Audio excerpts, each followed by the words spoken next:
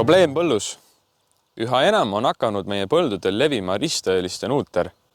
Seda on eelkõige soodustanud head kokkuostuhinnad ja tihedam rapsi kasvatamine külvikorras. Nuutri haigustekitaja võib säilida mullas üle 20 aasta. Kuidas ära tunda ristõeliste nuutrit? Kõige lihtsam viis selleks on kaevata taim mullast välja ja vaadata, kas juurtel on tekkinud paksendeid. Paksendid pärsivad oluliselt rapsitaime kasvu ning halvemal juhul võib ka taim hukkuda.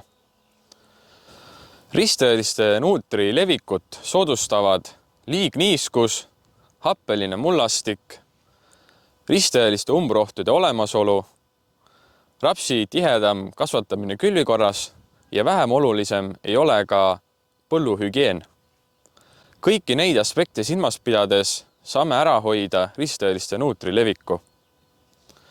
Et lahti saada ristõelistest umbrohtudest põllul, on ainuõige ja parim viis kasutada Clearfield tehnoloogiat.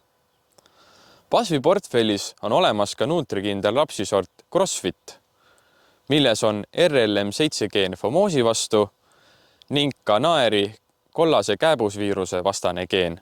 CrossFit on ka väga kõrge õlisisaldusega hübriidsort. Sa ei kahetse, kui seda külvad. BASF. We create chemistry.